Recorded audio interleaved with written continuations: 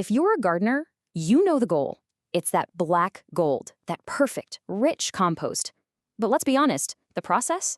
It's a ton of work. All that turning and measuring and waiting. So what if I told you that the hardest part of gardening might be completely unnecessary? And get this, the lazy way is actually the better way. So this quote, it comes from a gardener who spent 11 years, 11 years of his life absolutely devoted to the art of hot composting. I'm talking every 3 days, rain or shine, he was out there with a pitchfork turning this huge pile of organic matter. He was obsessed, meticulously tracking its temperature, getting the ratio of greens to browns just right. And everyone thought this was the peak of dedication. His neighbors, his wife, they all saw this back-breaking work as the gold standard. He was following all the rules. But then one afternoon, he stumbled onto something that made him question that entire decade of hard labor and ask this exact question. I mean, for him, this wasn't just a fun hobby, it was a battle. For over 10 years, he felt like he was forcing nature to do what he wanted, wrestling with pitchforks and thermometers to create this perfect black gold. His weekends were basically consumed by this giant chemistry experiment, all because he believed it was the only way. And then, the moment that changed everything. He's out digging a hole to plant a fig tree, and his shovel hits something different. He looks down, and under this old pile of wood debris that he'd completely forgotten about for 2 years, he found soil that was just stunning. It was black, it was velvety, and it was so loose it just crumbled through his fingers, absolutely teeming with fat, healthy earthworms. Now, here's the most shocking part. This incredible soil was created with zero effort. No turning, no temperature checks, no ratios, nothing. In 2 years of just being left alone, nature had created something far, far superior to what he had made with a decade of hard work. This wasn't just some cool gardening hack. It was a revelation, a sign that maybe, just maybe, we've been taught to fundamentally mistrust our own soil. You see, this idea of feeding the soil directly isn't new at all. It's ancient. For centuries, during Japan's Edo period, farmers perfected something called green manuring. They just buried fresh organic matter right back into their fields. Simple. But after World War II, the whole game changed.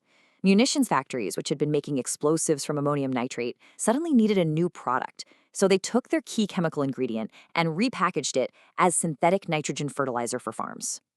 And just think about how fast that happened. In just 2 decades, the use of synthetic fertilizers exploded by over 700%. Thousands of years of natural, cyclical farming knowledge was basically buried under this flood of cheap chemicals. We were taught to see soil not as a living, breathing ecosystem, but as dead dirt that needed our help. But here's the thing that industrial approach completely ignores. Soil isn't just dirt. It's a living, communicating, biological network. I mean, it is a bustling metropolis of life that has been managing nutrients perfectly for 450 million years, all without any help from us. And this is what it's called, the soil food web. Get this, a single teaspoon of healthy garden soil can have up to 10 billion individual bacteria and several miles of microscopic fungal threads. And these aren't just hanging out down there, they are the engine of the entire ecosystem. Their whole job is to break down raw organic matter and make it available to plants. And this is where the science gets really, really interesting.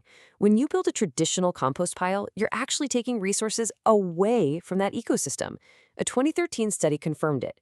Burying organic matter directly in the ground retained 40% more valuable nitrogen than composting it on the surface, where a huge chunk of it just escapes into the air as gas. And here's how it works. That vast network of mycorrhizal fungi, those threads we talked about, acts like a direct pipeline. It physically connects to that decomposing stuff underground and trades the nutrients directly to plant roots. So what do the plants give back? They feed the fungi sugars from photosynthesis. It's this beautiful, efficient, closed-loop system that we completely break when we take our kitchen scraps and put them in a separate pile. So how do we start working with this brilliant system instead of against it? Well, the solution is an ancient, incredibly simple method called trench composting. Seriously, this is the key to a healthier garden with way, way less effort. And it really is this easy. Step 1, dig a trench about a foot deep. That's kind of the sweet spot, you know? It's deep enough to keep pests away, but shallow enough for plant roots to find it. Step 2, Fill it about 2/3 full with your kitchen scraps. And step 3, just cover it back up with the soil you dug out. That is it. No turning, no temperature checks, no fuss. And you might be wondering, what can I put in there? Well, almost any organic material from your kitchen is perfect. Veggie ends, fruit peels, coffee grounds, eggshells, even torn up cardboard. Now, the only things you really want to avoid are meat, dairy, and super oily foods. And it's not because the soil can't break them down, it can. The problem is they smell pretty strong as they decompose, and that can attract pests like rats and roaches before your friendly soil microbes get a chance to do their thing. Once it's buried, that underground microbial army gets to work immediately. And in just 6 to 8 weeks, with zero effort from you, that trench full of what you used to call waste transforms into this incredibly rich, nutrient-dense layer of soil. And it's sitting exactly where future plant roots will be looking for it. You're basically creating a subterranean buffet for your garden. Okay, but as any gardener knows, it's never a one-size-fits-all solution. So before you run outside and start digging, it's super important to know a few variations and warnings, just to make sure this method is right for your specific garden. So, for example, if you have really dense, heavy clay soil, digging a trench can sometimes create a pocket without any air, which isn't great. The key there is to work on improving your overall drainage first. And of course, if you live in a really cold climate, just remember that the whole decomposition process will slow way down in the winter. But the payoff for your patience is huge. Research shows that this kind of organic rich soil holds 20% more water, making gardens a staggering 30% more productive during droughts. That is a game changer. And this is all about flexibility. So trench composting is absolutely perfect for all your kitchen scraps.